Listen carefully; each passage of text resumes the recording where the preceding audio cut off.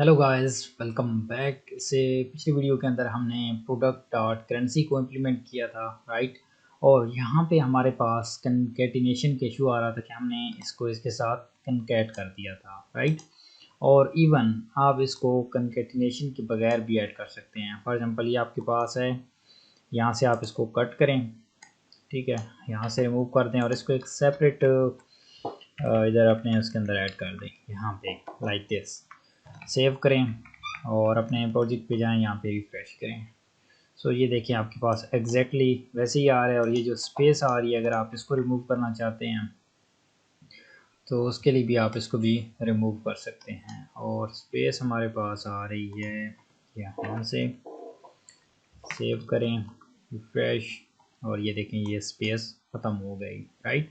सो इस तरह से आप अपनी करेंसी को चेंज कर सकते हैं। अब करेंसी को जिस तरह से मैं फॉर एग्जांपल अभी मैं चेंज करना चाहता हूँ, मैं इसको डॉलर से पाउंड रखना चाहता हूँ, तो मैं यहाँ पे पाउंड का सिंबल यहाँ से गेट कर लेता हूँ, क्योंकि इसका जो सिंबल है वो कीबोर्ड से टाइप नहीं होता।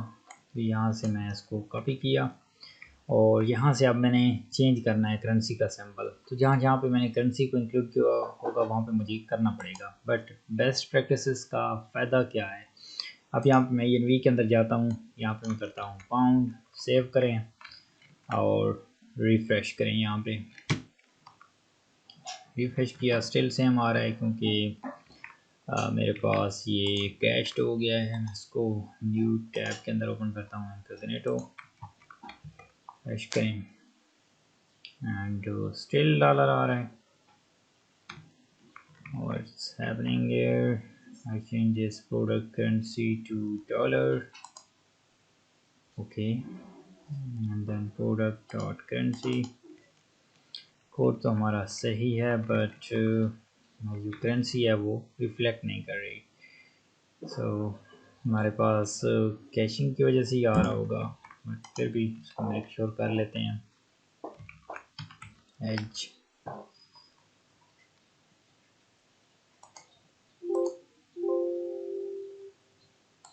yes, please use the recommended, don't ask everyone. Okay, and still यहाँ पे भी डॉलर रिफ्लेक्ट कर रहा है। सो हम अपनी यहाँ पे कॉन्फ़िग को क्लियर करके दोबारा से करते हैं। पीपी, हाँ, प्रीवियस वीडियो के अंदर हमने क्या किया था, इसको कॉन्फ़िग किया था। PP artisan config clear, right. और यहाँ पे करें आप रिफ्रेश, तो ये देखें यहाँ पे हमारे पास ये पाउंड सिंबल आ गया है, राइट। सो अभी जो इशू था, बेसिकली इशू क्या था कि हमने अपनी जितनी भी कैशे थी, राइट, प्रीवियस वीडियो के अंदर जब हम इस कनकैट वाले इशू को फिक्स कर रहे थे, उस टाइम पे हमने अपनी कॉन्फ़िगरेशन को कैश्ड किया था, कॉन्फ़िग कैश ये वाली कमांड चलाई थी, राइट। बट अभी हमने इसको क्लियर किया तो हमारा यहाँ पे ये ENV की जितनी भी चेंजेस हैं ये रिफ्लेक्ट करने लग गई हैं। और ENV की नहीं, बेसिकली जब आप कॉन्फ़िग करते हैं तो ये जितनी भी कॉन्फ़िगरेशन कॉन्फ़िग डायरेक्टरी के अंदर फाइल्स हैं, इसके अंदर जितना भी डेटा होता है ये सारा बार क्लियर होकर दोबारा से फिल होता है, राइट। तो उसके अंदर कोई भी न्यू वैल्यूज़ हैं तो वो वहाँ पे सही हो जाती हैं। अगर जिस तरह से ऐप है, इसके अंदर आपके पास मल्टीपल वेरिएबल्स हैं, ये देखिए ENV से आ रही हैं, अगर आप इनको कैश्ड कर देंगे तो ये दोबारा से वहाँ पे रिफ्लेक्ट नहीं करेंगे, राइट, जब तक आप इसको क्लियर नहीं करेंगे। और यहाँ से आप अपनी एप्लीकेशन का नेम सेट कर सकते हैं, आप सिमिलर ENV से भी कर सकते हैं यहाँ से। और मेक श्योर करना है, अगर आपका वर्ल्ड फॉर एग्जांपल मैं करता हूँ हेलो वर्ल्ड, ठीक है, ये एक्सेप्शन देगा। मैं इसको सेव करता हूँ, इसको रिफ्रेश किया तो ये देखिए हमारी एप्लीकेशन वर्क ही नहीं कर रही, राइट। और अगर इस चीज़ को आप मेक श्योर करेंगे तो आप यहाँ पे स्टोरेज के अंदर लॉग्स, और लॉग्स के अंदर लारावेल डॉट लॉग, राइट। और सबसे लास्ट पे हैं जो आपके पास लास्ट एक्सेप्शन आई है, नो कनेक्शन मेड, ओके। अगर मैं इसको रिमूव कर दूँ, सेव किया, रिफ्रेश करें, आपके पास कोई एक्सेप्शन थ्रो हो रही है, नहीं है, ये एक्सेप्शन थ्रो ही नहीं कर रहा, ठीक है। जो भी आपकी एक्सेप्शन थ्रो होगी वो लारावेल डॉट लॉग के अंदर होगी, राइट। सो अभी हमारे पास वो चल ही नहीं रहा, एक्सेप्शन नहीं थ्रो कर रहा, राइट। सो इस चीज़ को आपने मेक श्योर करना है कि ये कोट्स के अंदर डिफाइन हो, इस तरह से सिंगल कोट्स हो या डबल हो। रिफ्रेश करें, so boom, it's working fine. Right. So मैं यहाँ पे इसे कर देता हूँ e commerce shop, e commerce shop. Okay, so अब ये चीज़ यहाँ पे भी रिफ्लेक्ट कर जाएगी, राइट। ओके, सो अभी हमारे पास हमने इसको चेंज कर दिया और अब हम क्या करते हैं, ये हमारी करेंसी भी यहाँ पे ऐड हो गई, राइट। हमारे पास प्रोडक्ट का नेम आ रहा है, करेंसी आ रही है, add to cart.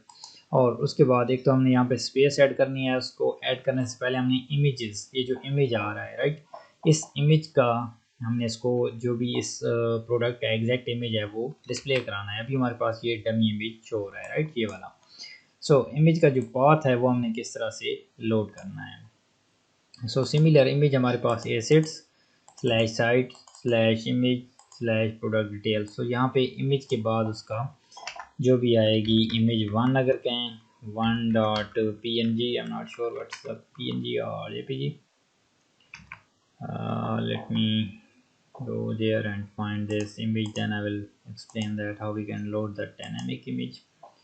Okay, book one, not the image one, it's a book one dot png, refresh and yes book one आ गई, राइट। सो अब हमने क्या करना है, इस बुक वन को यहाँ से लोड नहीं कराना, हमने क्या करना है यहाँ पे इसे ऐड करना है और इसके बाद हमने यहाँ पे एक और फाइल को ऐड करना है, या फाइल का नेम हमें चाहिए।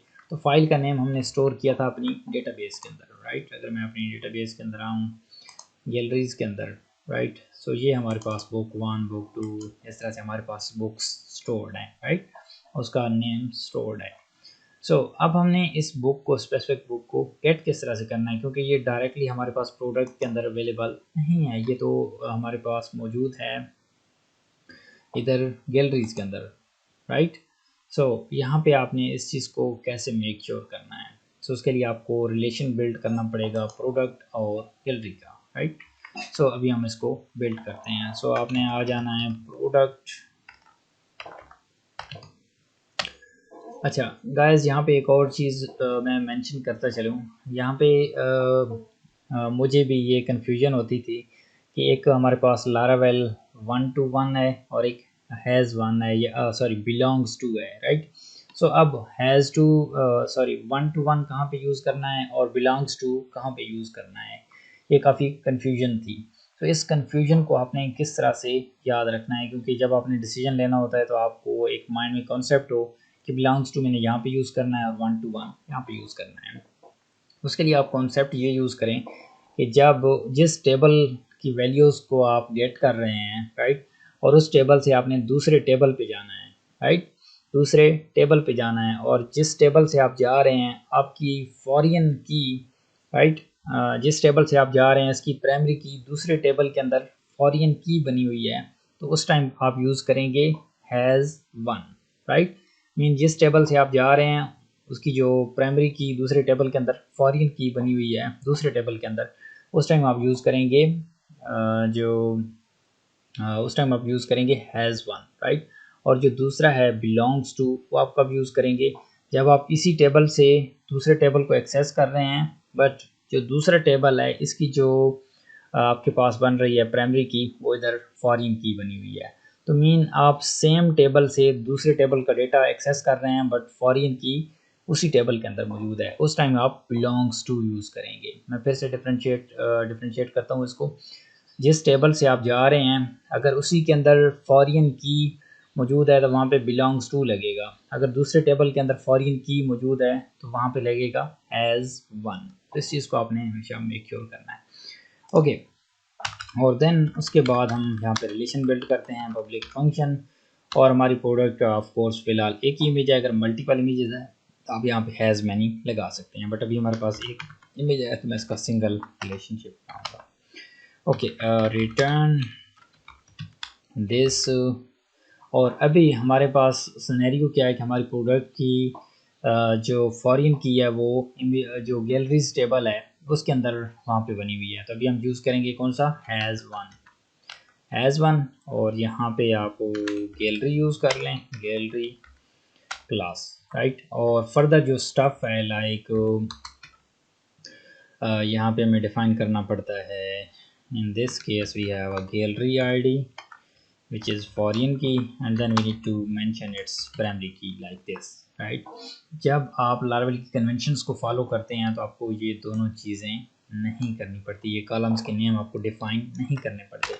अब सवाल आता है कि लारावेल को किस तरह से पता चलता है? जब आप प्रॉपर कन्वेंशंस को फॉलो करते हैं, जिस तरह से अभी गैलरी मॉडल है आपके पास और गैलरीज टेबल है, राइट? लारावेल आप किस तरह से डिटेक्ट करता है? जब आप उसको मॉडल पास करते हैं तो लारावेल एक्सपेक्ट कर रहा होता है कि आप फॉरेन की किस तरह से बनाएंगे।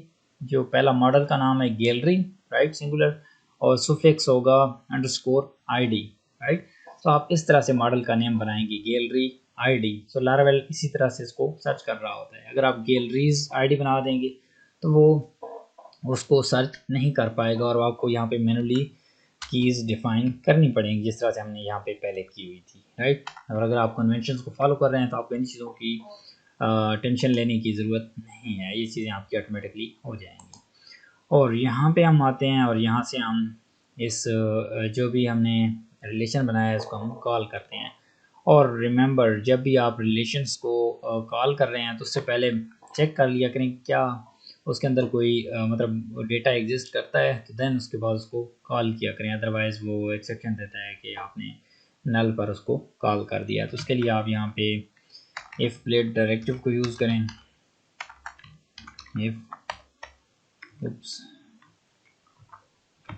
इफ और ये मैंने कर दिया इसको एंड इफ, और यहाँ पे हमने क्या करना है, इसके रिलेशन को चेक करना है। सो बेसिकली हमारे पास आ रही है प्रोडक्ट, और प्रोडक्ट का तलक है हमारे पास इमेज। क्या ये रिलेशनशिप एग्जिस्ट करता है? अगर एग्जिस्ट करता है तो हमारे पास हमने इस जो भी इमेज आ रहा है इसका हमने पाथ तभी गेट करना है, राइट? मैं इसमें आ जाता हूँ, यहाँ पे कर देता हूँ प्रोडक्ट और इवन प्रोडक्ट। आपको यहाँ पे इमेज, और यहाँ पे आप इमेज भी ना करें, यहाँ पे गैलरी करें, ठीक है? गैलरी आप करने का पर्पस क्या है कि यहाँ पे अगर मैं गैलरीज के अंदर आऊँ, where is the galleries, okay, यहाँ पे आऊँ तो ये जो कॉलम नेम है, ठीक है, जिसके अंदर हमारे पास स्टोर है इमेज, उसका जो ओवरऑल नेम है कॉलम का इमेज है, और हमने रिलेशन का नेम भी इमेज रख दिया है। अब बेसिकली क्या बन जाएगा, ये इमेज और इमेज, राइट? सो ये कोई सेंस नहीं बनता कि आप इमेज और इमेज इस तरह से कॉल करा दें। तो हम यहाँ पे इस तरह से इसको नेम देते हैं, यहाँ पे हम कर देते हैं गैलरी, राइट? और डिस्क्रिप्टिव हो जाएगा। और उसके बाद यहाँ पे भी ये हो जाएगा गैलरी, और देन यहाँ पे गैलरी और प्रोडक्ट की एक गैलरी है, और गैलरी से हम उसकी इमेज कट कर रहे हैं, तो ये थोड़ा सेंस बनता है, राइट? सेव करें और यहाँ पे मैं इसको भी क्लोज कर दूँ, और यहाँ पे आप एक रिफ्रेश करें, देखते हैं हमारे पास इमेजेस लोड होती हैं। एंड यस, हमारे पास ये इमेज लोड हो रही है, ये हमारे पास इमेजेस लोड हो रही हैं, राइट? अब कुछ की इमेजेस क्यों नहीं है, अब देखते हैं। नहीं, इमेजेस, हाँ, यहाँ पे इसकी इमेज मौजूद नहीं है। सो कुछ इमेजेस हमने जब हम इसको इम्प्लीमेंट कर रहे थे, जब हमने इसको रैंडमली सीड किया था, अब कुछ हमारे पास जो सीड हुए हैं, राइट, जिस तरह से अब 3 के अगेंस्ट 2 इमेजेस सेव हो गई हैं, राइट? इसकी वजह से इसकी जो 2 वाली इमेज है वो लॉस्ट हो गई है। सो 2 वाली प्रोडक्ट के अगेंस्ट इमेज कोई स्टोर ही नहीं हुई है, तो इस वजह से ये आ रहा है 1 2 3 4 and then 5 then 6 then 7 then 8 की मौजूद है, 9 की मौजूद नहीं है, तो मैं यहाँ पे 9 की कर देता हूँ और 10 मौजूद है, राइट? सो यहाँ पे रिफ़्रेश करें, आपके पास जो इशू आ रहा होगा वो सेट हो जाएगा। सो ये देखिए हमारे पास आ रही हैं।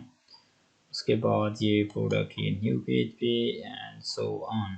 सो हमारे पास एक तो चीज़ हमें ये भी फिगर आउट करनी है कि यहाँ पे 2 प्रोडक्ट्स क्यों नहीं आ रही, राइट? उसकी क्या रीज़न है, बट उस पर हम लेटर ऑन चलते हैं। अभी हमने इमेजेस का पाथ फिक्स किया है, राइट?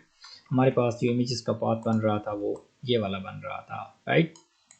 ओके, बट यहाँ पे हमने एक और चीज़ को मेक श्योर करना है कि जब भी आप इमेजेस यूज़ कर रहे हैं उस टाइम पे आपने स्टोरेज फसाड को भी यूज़ करना है, राइट? जब आपकी इमेजेस स्टोर होंगी आप स्टोरेज फसाड के अंदर स्टोर कर सकते हैं, राइट? और वहाँ से आप इजीली एक्सेस भी कर सकते हैं इन चीज़ों को, राइट? और इसके अलावा आप इसका जो रिलेशनशिप बिल्ड कर सकते हैं, इसको आप एक्सेसर के ज़रिए इसके जो पाथ है इसको भी आप गेट कर सकते हैं। तो इसको मैं नेक्स्ट वीडियोज़ के अंदर कंसिडर कर दूँ। इसको मैं आपको नेक्स्ट वीडियोज़ के अंदर करके दिखाऊंगा कि किस तरह से आप इसका जो पाथ है फुल वो आप लोड कर सकते हैं एक्सेसर की मदद से। उसका फ़ायदा क्या होता है कि आपको हर इमेज के साथ ये चीज़ मेंशन करने की ज़रूरत नहीं पड़ेगी।